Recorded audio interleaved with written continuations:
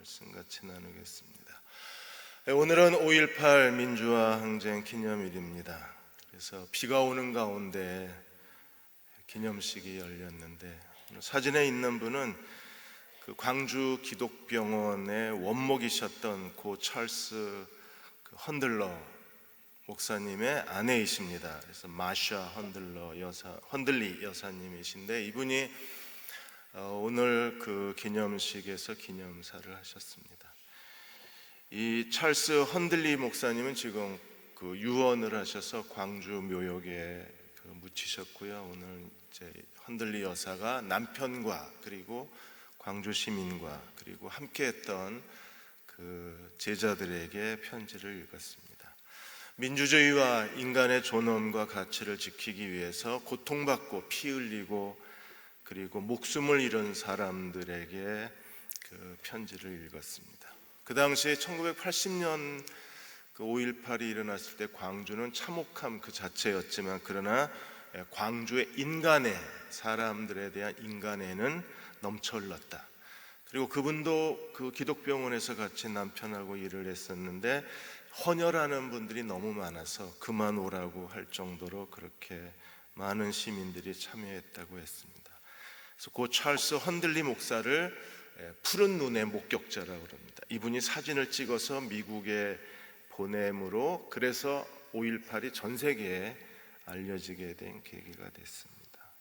아직도 진실이 밝혀지지 않고 또 묻혀있는 진실이 많아서 우리 마음을 아프게 합니다.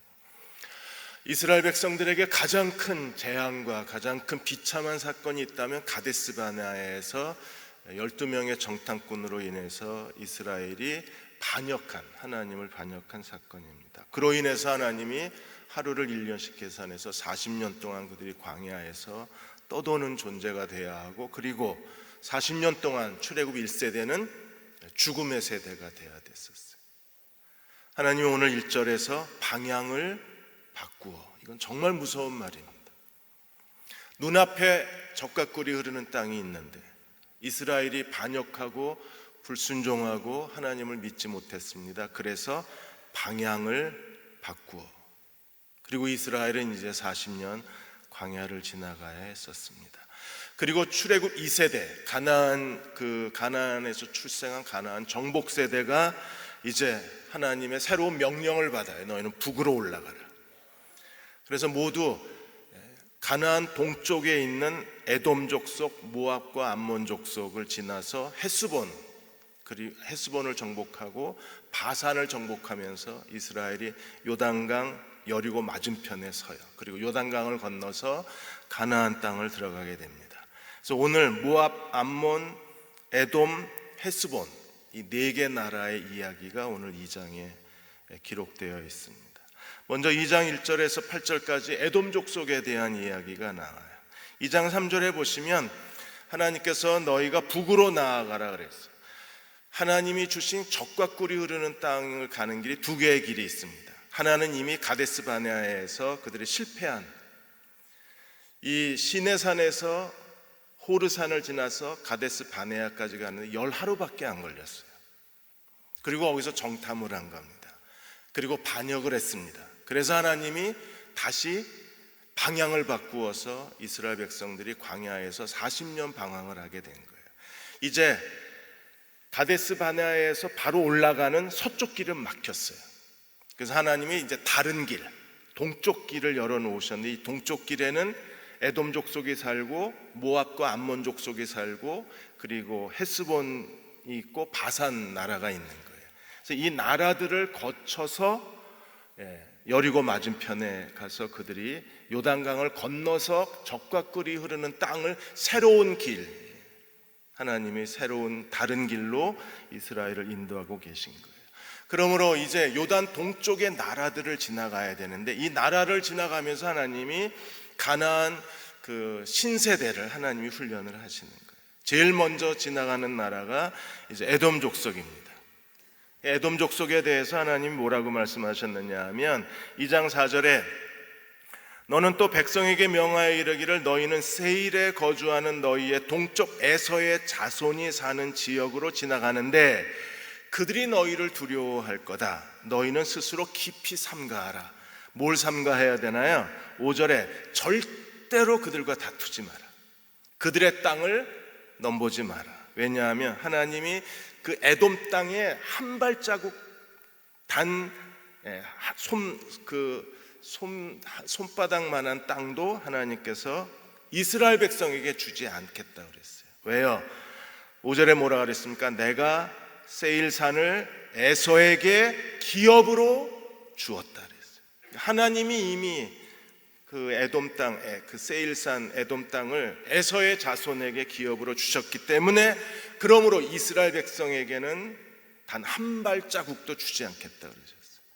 그러니까 이스라엘 백성이 요단 동쪽 길로 올라가면서 그들이 가장 스스로 주의해야 될 것이 뭐냐면, 하나님이 이미 주신 땅을 그들이 넘보거나 그들의 욕심을 내거나 그들 건드리면 안 돼요. 그리고 그 땅을 지나가는데 절대 규칙이 있습니다. 어떤 규칙이 있어요? 6절에 보시면 반드시 그 땅을 지나갈 때 필요한 양식이나 물은 돈 주고 사야 돼요. 돈을 주고 양식을 사고 돈을 주고 물을 마셔야 됩니다. 절대로 공짜로 얻어서는 안 돼요. 왜 그렇게 해야 합니까? 7절에 하나님이 이미 이스라엘 백성들이 돈을 주고 물을 사고 돈을 주고 양식을 살 수 있을 정도로 하나님이 이스라엘을 부유하게 하셨어요. 그래서 공짜 심리를 가지고 적당히 그 땅을 엿보려고 하면 안 됩니다. 왜 그래요? 에서는 누굽니까? 야곱의 형입니다. 아브라함의 그 친척들에 대해서, 아브라함의 그 피가 섞인 가족들에 대해서 하나님이 이스라엘만 기업의 땅을 주는 게 아니라, 비록 축복을 받지 못했지만, 언약에 들어가진 못했지만, 아브라함의 자손들에게는 하나님이 이미 다 기업의 땅을 주시는 거예요. 그리고 절대로 건드리지 말라고 하나님이 경고를 하셨어요.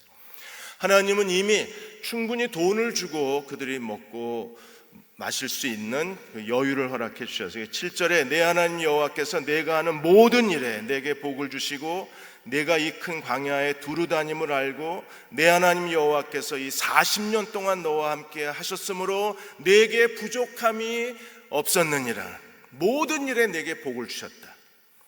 그리고 40년 동안 하나님이 너와 함께 하심으로 너는 부족함이 없었다. 그러므로 에돔 땅을 지나갈 때 거지근성 버리고 공짜로 뭔가 얻으려 하지 말고 반드시 돈을 주고 물을 사서 마시고 돈을 주고 양식을 먹으라는 거예요.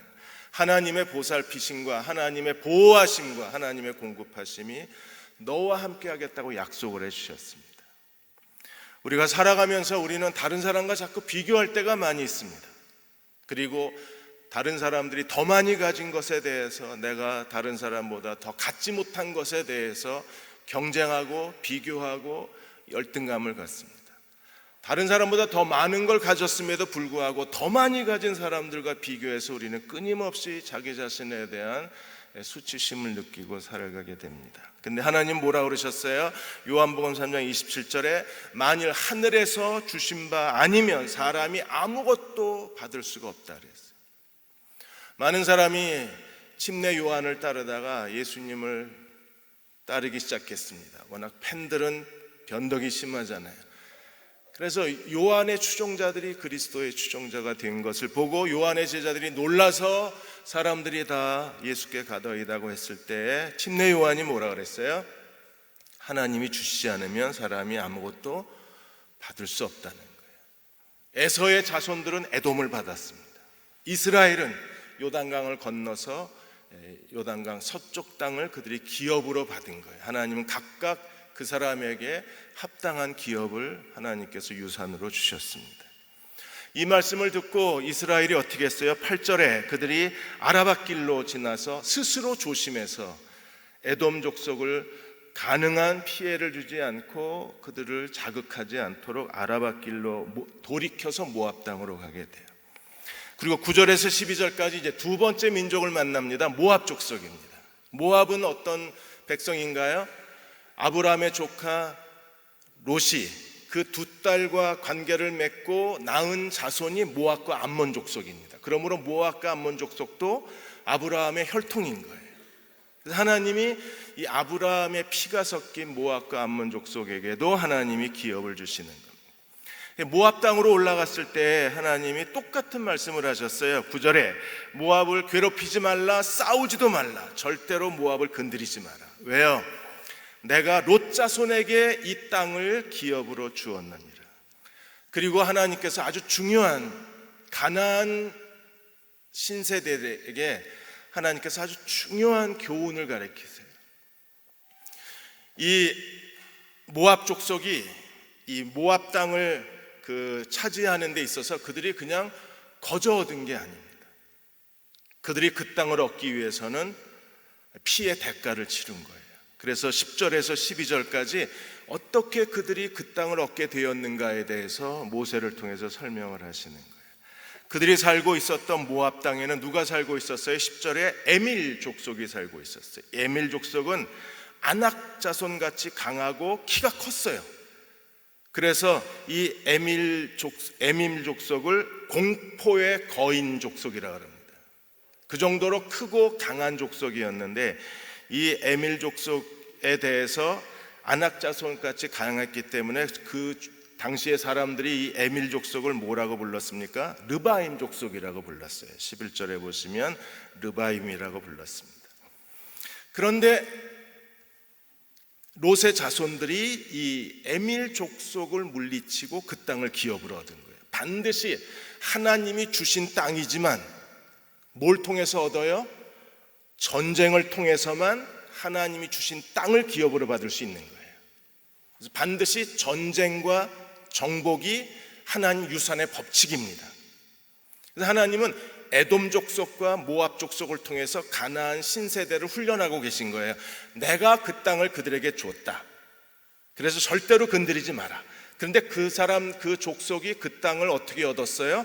전쟁을 통해서 얻었어요. 근데 그 전쟁이 만만한 전쟁이 아닙니다. 왜?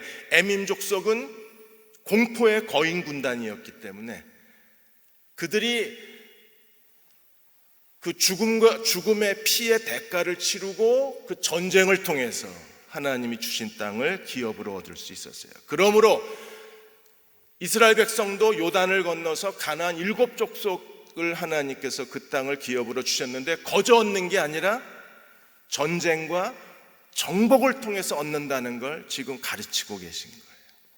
그래서 12절에 호리 사람도 세일에 거했는데 에돔 족속도 거저 얻은 게 아니라 호리 족속이 거기에 있었는데 에서의 자손들이 그들을 멸하고 그 땅을 거주하였으니 이스라엘이 여호와께서 주신 기업의 땅에서 행한 것과 똑같았느니라. 그래서 반드시 전쟁을 통해서만 정복할 수 있어요. 우리는 하나님의 뜻이 뭔가만 궁금해합니다. 그래서 하나님이 우리에게 어떤 사람한테 하나님 이런 계획을 갖고 계시고 하나님이 이런 일을 하기 원하신다고 우리는 기뻐합니다. 그런데 그게 그냥 얻어지는 게 아니라 반드시 전쟁의 과정을 통해서만 하나님이 주신 땅을 내 땅으로 만들 수 있어요. 기업의 땅은 거저 얻어지는 게 아니라 전쟁이라는 그 치열한 과정을 통해서 피의 대가를 통해서 투쟁을 통해서 온몸을 바치는 그 수고와 땀을 바쳐야만 얻을 수 있는 게 하나님의 기업입니다. 가끔 생각을 합니다. 어떤 분들은 정말 기도에 자기의 전부를 바쳐요. 새벽 기도 나가고 밤에 가서 가족 예배 드리면서 또 기도하고 직장에서도 점심 먹고 또 조용한 회의실에 들어가서 기도하고. 저는 생각을 했습니다. 왜 하나님이 저렇게 기도해야 들어주실까? 그냥 예수님이 하신 것처럼 단 한 번의 기도로 왜 하나님 응답하지 아니하시고 저렇게 지치도록 그냥 뼈를 깎는 그 수고로움을 통해서 그냥 진액을 쏟아내듯이 그렇게 왜 기도해야 하나님이 들으실까? 왜 하나님이 그렇게 하시겠어요? 전쟁이 아니면 정복할 수가 없는 거예요. 그분에게 전쟁은요, 뼈를 깎는 기도입니다. 그런 대가를 지불해야 하나님이 우리에게 주시겠다고 약속하신 것을 우리에게 주실 수 있는 거예요. 그러니까 에돔 족속도 호리 족속을 물리치고 모압 족속도 에밈 족속을, 이 아낙 자손만큼 강대한 이 족속을 물리치고 그 땅을 기업으로 얻었습니다. 그러므로 누구도 건드리면 안 됩니다. 그리고 세 번째, 이제 2장 13절에 15절까지 이 에돔과 모압을 지나서 하나님이 세렛 시냇가로 이스라엘 백성을 데리고 가세요. 우리가 오늘 설교 제목이 세렛과 아르곤입니다. 반드시 모든 하나님께 쓰임받는 그리스도의 종들은 세렛 시내를 건넌 사람이어야 하고 아르논 골짜기 아르논 강을 지나간 사람이어야 돼. 이 세렛 시내와 아르논 강을 건너가지 않으면 우리가 하나님께 쓰임받을 수 없어요. 이스라엘 백성이 가나안 땅을 정복해 가기 위해서 지금 보고 계신 사진이 이게 세렛 시내 사진입니다. 하나님이 이 땅에 대해서 어떻게 말씀하셨어요? 13절에 이렇게 말씀하셨습니다. 이제 너희는 일어나 세렛 시내를 건너가라 하심으로, 이게 건기 때는 저렇게 물이 없지만 우기 때는 이게 물이 그 골짜기 가득 찹니다. 세렛 시내를 건너갔는데 세렛 시내를 건너가게 하신 의미가 뭐예요? 14절에 가데스 바네에서 떠나 세렛 시내를 건너기까지 38년 동안이라, 이때 그 시대의 모든 군인이 여호와께서 그들에게 맹세하신 대로 다 멸망하였느니라. 40년 광야에 1세대가 다 죽었다는 상징적 사건이 세렛 시내를 건넌 거예요. 그래서 다 멸망했어요. 누가 죽었습니까? 모든 군인이. 1세대 출애굽 1세대는요 하나님의 여호와의 군대였는데 전쟁 한번 못 해보고 다 죽은 거예요. 전쟁 한번 해봤죠. 1장에서 했는데 하나님이 올라가지 말라고 그랬는데 지들이 그냥 경솔하게 올라갔다가 벌떼같이 아모리 족속이 몰고 내려와서 큰 패전을 하고 그들은 죽음을 당할 수밖에 없었어요. 하나님이 한 번도 그들과 전쟁하지 않으셨던 사람들이 1세대 군인들입니다. 그들은요 여호와를 믿지 아니함으로 인하여 하나님이 다 멸망하셨습니다. 15절에 멸망을 했습니다. 16절에 다 멸망을 했습니다. 그래서 세렛 시내는요 그리스도와 함께 죄에 대하여 죽은 자, 죽음이 실현된 장소입니다. 반드시 이 세대를 지나가야 돼요. 광야가 끝나고 죽음이 끝났습니다. 그들은 이제 세대 교체가 이루어진 사람들이에요. 이제 옛사람을 벗어버리고 새 사람을 입은 사람들이 세렛 시내를 건넌 사람들입니다. 우리가 세대 교체가 되었다, 옛사람이 다 죽었다, 다 1세대 군대가 멸망을 당했다. 어떤 사람일까요? 그리스도와 함께 죄에 대하여 죽은 사람은 어떤 사람일까요? 고린도후서 10장 5절에 보시면 하나님을 아는 것을 대적하여 높아진 것을 다 무너뜨리고 모든 생각을 사로잡아 그리스도에게 복종시킨다 그랬어요. 그러므로 옛사람을 벗어버린 사람, 그 옛사람이 완전히 십자가에 그리스도와 함께 죽은 사람들은 어떤 사람이냐 하면 생각이 그리스도에게 복종된 사람이에요.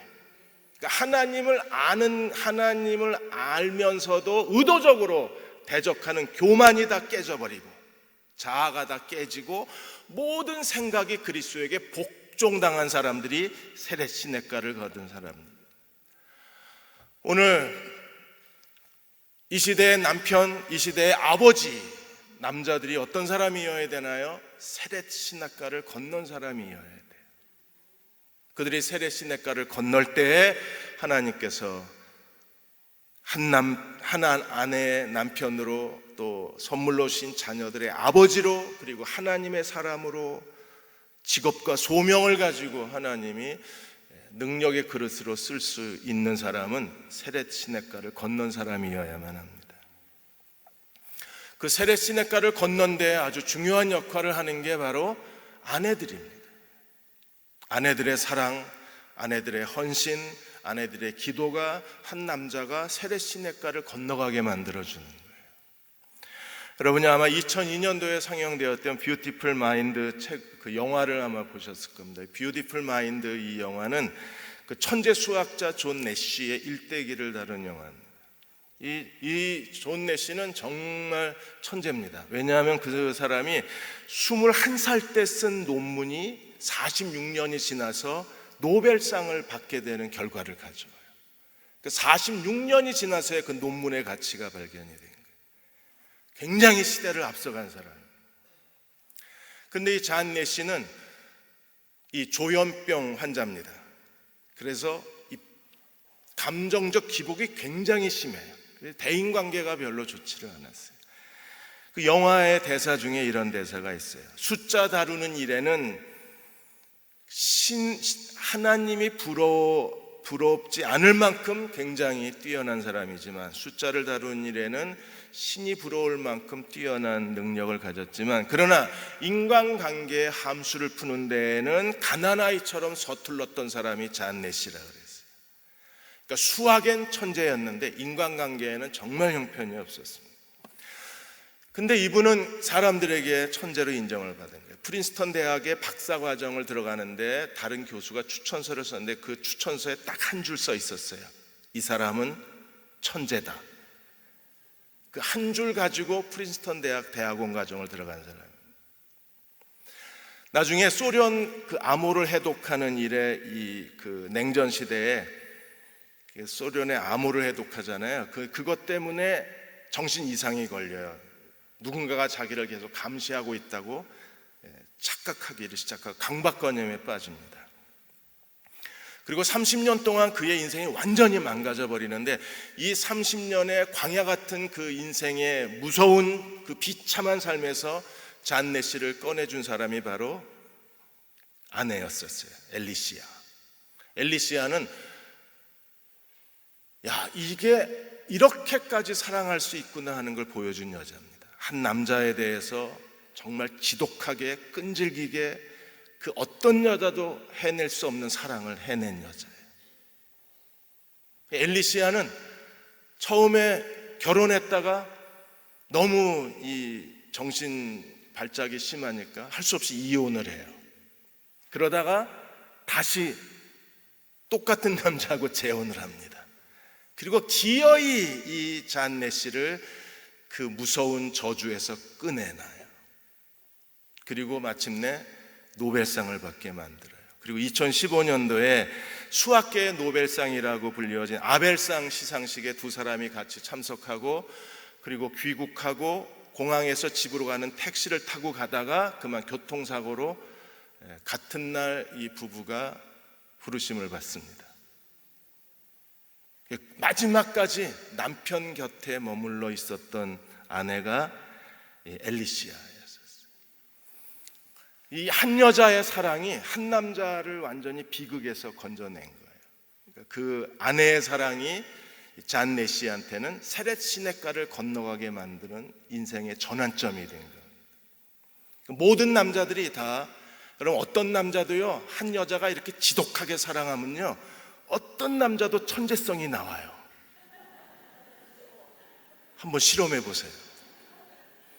여러분의 남편이 그렇게 창의적이고 놀랄만한 재능을 가진 남자라는 걸 몰랐을 거예요. 또 여러분의 아들이 이게 맨날 말썽이나 피는 줄 알았는데 한번 무섭게 사랑해 보십시오. 그 아들이 어떻게 변화되나, 세례 시냇가를 건너버리는 거예요. 그럼 완전히 다른 인생을 살게 되는 거예요. 세례 시냇가를 건너고 이제 세 번째 만나는 그 족속이 에돔 족속입니다. 암몬 족속입니다. 죄송합니다. 암몬 족속. 에돔, 모압, 그리고 이제 세 번째 암몬 족속을 만나게 돼요.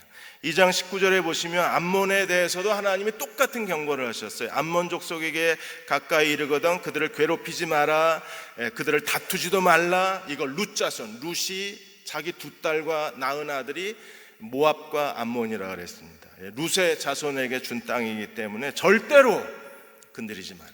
이 암몬 족속의 땅도 거저 얻은 게 아니라 어떻게 얻었습니까? 20절에서 23절까지 아브라함의 자손들이 이 하나님이 주신 그들에게도 기업의 땅을 주셨는데, 그 기업의 땅을 그냥 손쉽게 길 가다가 주신 게 아니라 그들이 전쟁을 통해서 그 땅을 얻었다는 걸 계속 강조해요. 그래서 가나안 그 다음 세대에게 마음의 준비를 시키는 겁니다. 너희가 이제 요단을 건너가서 하나님이 주신 젖과 꿀이 흐르는 가나안 땅에 들어가면 너희도 모압과 암몬과 에돔 족속처럼 전쟁을 해라. 내가 너희와 함께 하겠다. 그리고 그 땅을 정복해라. 그리고 내가 가져라, 이거예요. 이걸 철저하게 훈련하시는 거예요.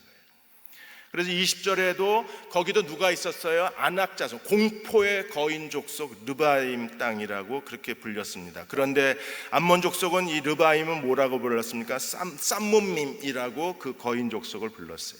그래서 21절에 아낙 자손같이 강하고 키가 컸으나 어떻게 했습니까? 그들이 여호와를 의지하고 여호와께서 암몬 족속 앞에서 그들을 멸하심으로 암몬 족속이 이 르바임 땅을 정복하고 그 땅을 자기가 가진 거예요. 그래서 22절에 마치 세일에 거주한 에서 자손 앞에 호리 사람을 멸하신 것 같으니 그들이 호리 사람을 쫓아내고 대신하여 오늘 거기까지 거주하였느니라. 그래서 에돔이나 모압이나 암몬이나 다 여호와를 의지하고 하나님이 그들에게 승리를 주셔서 쫓아내고 그 땅을 하나님의 기업의 땅으로 가졌다는. 그러므로 이스라엘도 약속의 땅에 들어가서 그들이 해야 될 일은 무엇입니까? 전쟁을 해라. 여호와와 함께 거룩한 전쟁을 해라. 그리고 승리를 얻어라. 그 땅을 정복해라. 내가 그 땅을 너희에게 주었느니라. 이 암몬 족속이 지나가고 난 다음에 그들이 이제 아르논 강을 건너게 돼요. 24절에 보시면 너희는 일어나 행진하여 아르논 골짜기로 건너가라. 내가 헤스본 왕과 아모리 사람 시온과 그 땅을 내 손에 넘겼은즉. 이제 아르논 강을 건너가게 되면 어떻게 됩니까? 그들이 전쟁을 통해서 하나님의 군사가 되어서 여호와와 함께 전쟁에 참여하고 하나님이 그들에게 큰 승리를 주시겠다고 약속하셨어요. 그래서 하나님이 요단강 서쪽 땅이 가나안 7족속인데 이 요단강 서쪽 땅을 하나님이 하나의 이름으로 통칭하셨는데 그 땅을 아모리 족속의 땅이라고 그랬어요. 그래서 아모리 족속의 땅은 반드시 정복해야 될 땅입니다.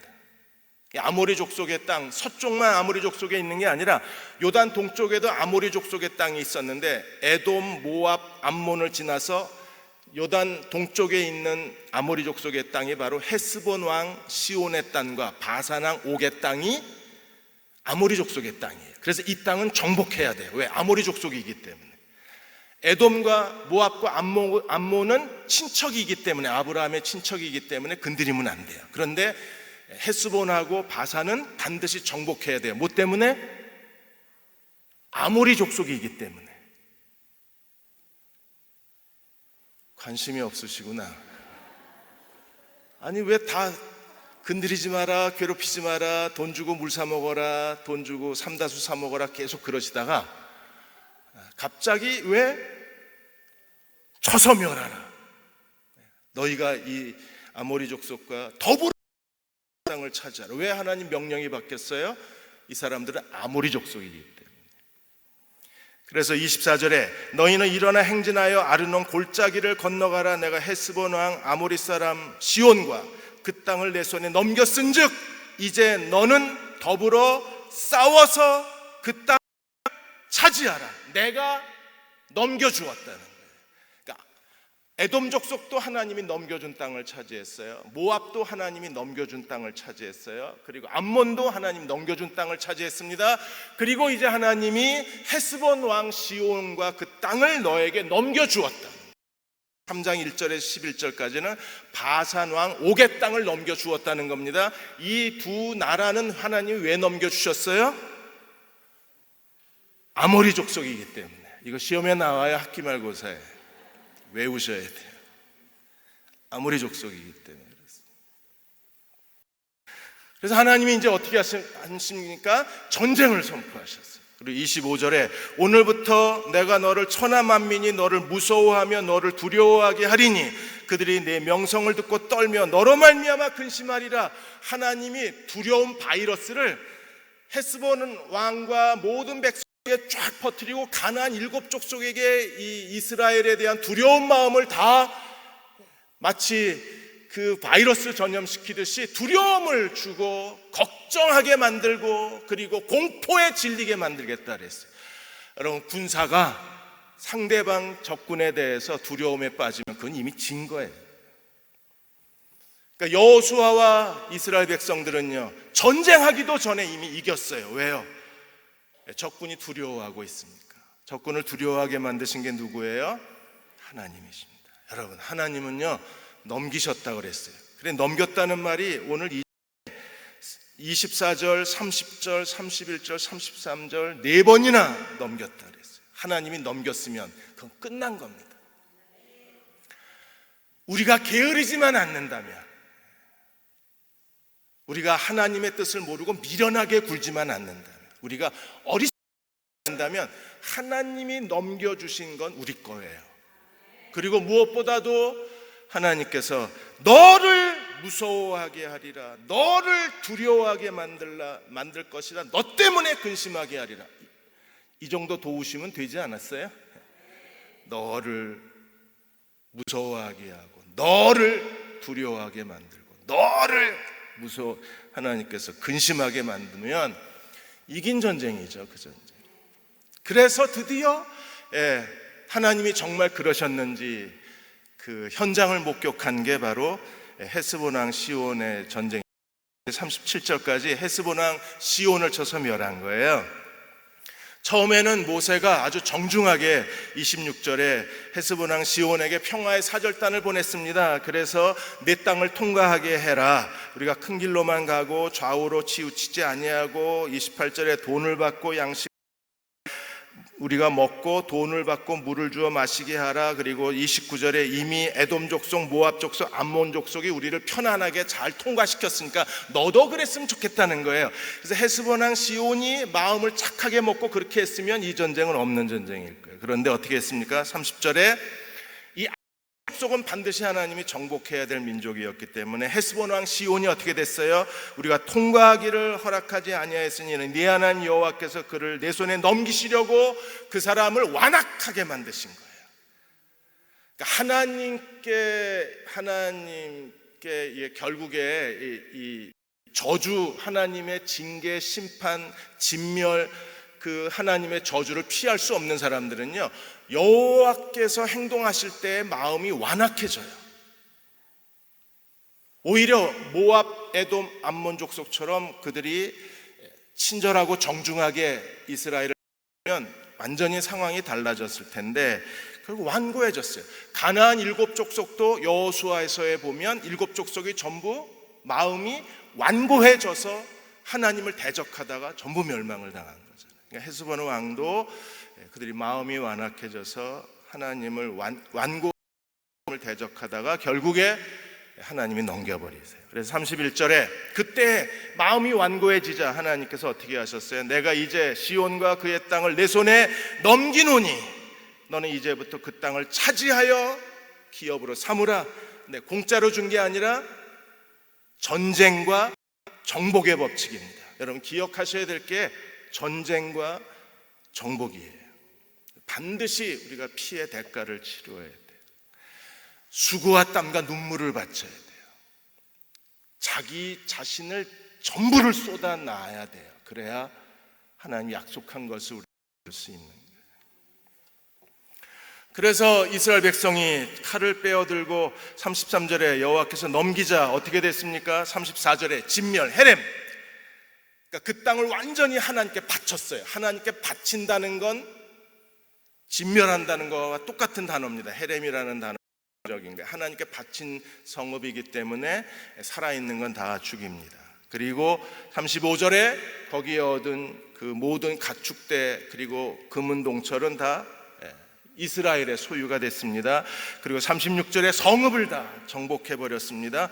그런데 마지막 이런 과정에서도 37절 하반절에 보시면 이 헤스본 왕의 그 땅이 지도를 보시면 이게 그 암몬 족속의 땅하고 붙어 있어요. 그래서 조금만 넘어가면 암몬 족속의 경계선을 국경을 넘어가는 거예요. 그래서 하나님이 뭐라 그러셨어요? 오직 암몬 족속의 약복강가와 산지에 있는 성읍들과 우리 하나님 여호와께서 우리가 가기를 금하신 곳은 안 갔어요. 그러니까 절대로 암몬 족속의 땅을 건드리지 않고 헤스본만 정복을 한 거예요. 모든 성읍을 다 이스라엘이 정복하고 차지하게 됩니다. 사랑하는 여러분, 두 개의 시내와 강을 건너가네요. 세렛 시내, 그 다음에 아르곤강. 이 두 개의 강을 건넌 사람이어야 그래야 하나님께 쓰임을 받을 수 있어요. 두 개의 강은 뭘 의미합니까? 자기를 포기하고 그리스도를 믿는 믿음으로 사는 것을 의미합니다. 남자는 자기 능력으로 남자가 되려고 하면 불가능합니다. 하나님이 남자를 뭘로 세우셨어요? 고린도전서 11장 3절에 각 남자의 머리는 그리스도시요 여자의 머리는 남자요 그리스도의 머리 하나님이시라. 여자의 머리가 남자고 남자의 머리가 그리스도고 그리스도의 머리가 하나님이신 거예요. 그 무슨 뜻입니까? 지도자 역할을 하라는 거예요. 그런데 남자가 자기가 가지고 있는 성품이나 자연적 성향이나 본성이나 자기 의지를 가지고 한 여자의 머리 역할, 지도자 역할을 한다? 못합니다. 결혼 초창기에는 뭐 이렇게 남자가 더 그 가부장적 제도로 인해서 사는 것 같지만 나이 40 딱 넘어가면요 위치가 바뀝니다. 이제는 여자가 무서워지기 시작합니다. 그러니까 완전히 붙잡혀 사는 거예요. 40 넘은 남자들의 얼굴 표정이 그래서 어두운 겁니다. 이게 집에 가기가 무서운 거예요. 아내 보기가 진짜 두려운 겁니다. 이게 완전히 뒤집혀졌어요. 그리고 젊었을 때 아내에게 행한 걸 그대로 3배, 4배, 100배로 받습니다. 이사 갈 때 강아지 끌어안고 있으라 그러잖아요. 그게 왜 그래요? 그냥 심은 대로 거두는 겁니다. 머리가 된다고요? 그것처럼 이건 하나님을 의지하지 않으면, 하나님이 하시지 않으면 절대로 할 수 없는 게 한 아내의 남편 노릇하는 겁니다. 불가능합니다. 하나님이 하시지 않으면 절대로 할 수 없는 게 아버지 노릇하는 겁니다. 직장은요 얼마나 경쟁이 치열합니까? 온갖 세상적 이력서, 세상적 여러 가지 조건들을 다 갖춘 사람들하고 경쟁을 해야 되는데 이길 수밖에 없는 거예요. 결국에 경쟁에 밀려서 결국 자기 설 자리조차 찾지를 못하는 겁니다. 유능한 사람만이 세상에서 살아남을 수 있기 때문에 만일에 조금이라도 경쟁력을 잃어버리면 그냥 도태돼 버리는 게 이 세상이잖아요. 어떻게 끝까지 살았어요? 거기다가 또 교회에서는요 하나님마저 우리가 하나님을 섬겨야 되는데 하나님을 섬긴다는 게 사람의 의지로 가능한가요? 절대로 할 수 없어요. 이거 믿음이 아니면 할 수 없는 게 남자의 인생입니다. 어느 아들이 집에서 동화 그림책 동화를 하나 줬는데 거기에 이제 트로이 목마에 대한 그 그리스 전쟁에 대한 동화책이었어요. 그걸 보더니 지금 트로이 목마가 어디 있냐는 거예요. 그래서 아버지가 그건 아무도 못 찾는다. 오랜 역사, 옛날 얘기이기 때문에. 그러자 이 아이가 얘기하기를 그러면 내가 찾겠다 그랬어요. 웬만한 아버지 같으면 그래 잘해봐라 이러거나 그러거나 말거나 게임이나 뿅뿅뿅뿅 하고 있거나 네가 뭘 아냐 공부나 잘해라 이러거나. 그런데 이 아버지는 달랐어요. 아이가 그렇게 얘기하자 정말 대단한 생각이다. 아빠는 그 생각을 못했는데 너는 어떻게 그걸 생각을 했냐? 네가 정말 그 일을 할 수 있었으면 좋겠다. 격려했습니다. 그리고 그 아들이 마침내 세계적인 고고학자가 됐는데 하이니 슐리만이 바로 그 사람입니다. 아버지의 격려가 그냥 트로이 목마 그리스의 유적에 대해서 그는 남다른 호기심을 가졌고 나는 이걸 찾아내고 싶다고 그랬는데 아버지가 그의 격려자가 되고 아버지가 그의 안내자가 되고 아버지가 그의 길에 문을 열어준 거예요. 그래서 결국에 에게의 문명의 가장 핵심적인 유적들을 이 슐리만이 다 찾아냅니다. 터키 북서쪽에서 다 뒤져가지고 기어이 세상 밖으로 꺼내놨어요. 그리고 이 일은 아버지가 한 일이라고 말합니다. 누가 할 수 있겠어요? 무릎 꿇지 않으면 아무도 할 수 없는 거. 여호수아 5장 15절에 여호와의 군대 장관 앞에서 여호수아가 대화를 나누었을 때 여호와의 군대 장관이 뭐라 그랬어요? 내 발에서 신을 벗으라. 내가 선 것은 거룩하니라. 신발을 벗어라. 무슨 말이에요? 네가 할 수 없다는 겁니다. 남편 언제나 아내에게 인정받고 존경받는 남편으로 살고 싶습니다. 가능한가요? 가능합니다. 내 발에서 신을 벗을 수만 있다면.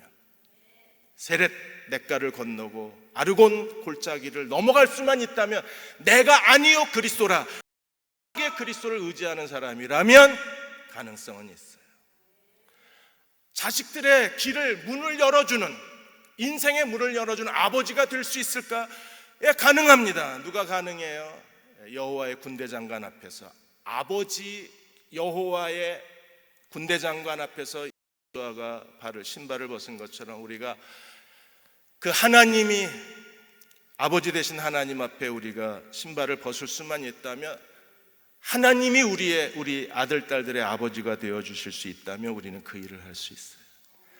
신발을 벗은 사람의 특징이 뭡니까? 신발을 벗은 사람 단 하나 지워지지 않는 특징이 있어요. 신발을 벗은 사람들은 이 일에 전념하는 사람들입니다. 어떤 사람들이에요?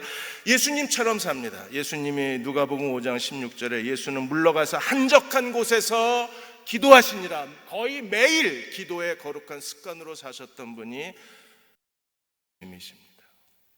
우리가 기도하지 않고 한 여자를 끝까지 진실하게 사랑할 수 있나요? 어렵습니다. 기도하지 않고 그렇게 사랑하는 아들, 딸들을 위해서 그 아이들의 안내자가 되고 격려자가 되고 그 아이들의 인생의 문을 열어줄 수 있나요? 정말 어렵습니다. 그러나 하나님 앞에 겸손히 무릎 꿇는 사람이라면 하나님께서, 하나님이 함께 그의 남편이 되어주시고, 하나님이 함께 아버지가 되어주시고, 하나님이 함께 우리 직장인이 되어주시고, 하나님이 함께 그리스도의 종이 되어주신다면 우리는 가능해요. 디모데 8절에 바울이 뭐라 그랬습니까? 그러므로 각처에서 남자들이 분노와 다툼 없이 거룩한 손을 들고 기도하기를 원하노라. 그렇게 우리는 분노와 다툼이 많아요. 아내하고도 분노와 다툼의 관계고, 정치 뉴스를 봐도 분노와 다툼이고, 직장에도 분노와 다툼이고, 교회 와서도 분노와 다툼입니다. 그거 해결 방법이 아닙니다. 하나님이 우리에게 명령하신 건 뭐예요? 거룩한 손을 들고 기도하라는 거예요. 기도할 때 하나님이 그 남자를 통해서 일하실 겁니다. 누구보다도 멋진 남편 한 여자 옆에 있을 거예요. 누구보다도 존경받는 아버지로 자식들 옆에 있을 겁니다. 그리고 누구보다도 어디서나 유능한 사람으로, 어떤 직장이나 어떤 사회 공동체나 어떤 자리에서도 그 사람은 정말 보석처럼 빛날 사람입니다. 그리고 교회 안에서도 많은 교인들에게 사랑과 신뢰와 존경을 받을 수 있는 사람은 두 손을 들고 기도하는 사람입니다. 오늘 밤 기도하는 종들이 되셔서 우리가 더 전심으로 기도해서 이 시대에 필요한 남편이 되고, 이 시대에 필요한 아버지가 되고, 이 시대에 필요한 하나님의 종이 되고, 이 시대가 요구하는 유능한 직장인으로 하나님께 쓰임받는 종들이 되시기를 주의 이름으로 축원합니다. 기도하겠습니다. 아버지 하나님, 오늘 밤 남편을 위해서 기도하겠습니다. 아버지를 위해서 기도하겠습니다. 이 시대의 남자들을 위해서 기도합니다. 오늘 밤 우리의 찬양을 들으시고 기도를 들어주셔서 언제 어떤 금요일보다도 더 뜨겁고 더 간절하고 더 성령 충만한 기도를 하나님 앞에 드리게 하여 주옵소서. 오늘 밤 이 기도가 우리의 기도의 불이 붙는 첫 시작이 되게 하여 주시고, 통해서 남자들이 기도하는 교회로 하나님 앞에 서게 하여 주시고, 기도의 간절함을 각 가정의 남자들에게 부어주시는 대흥교회가 되게 하여 주시고, 대한민국 땅이 되게 하여 주옵소서.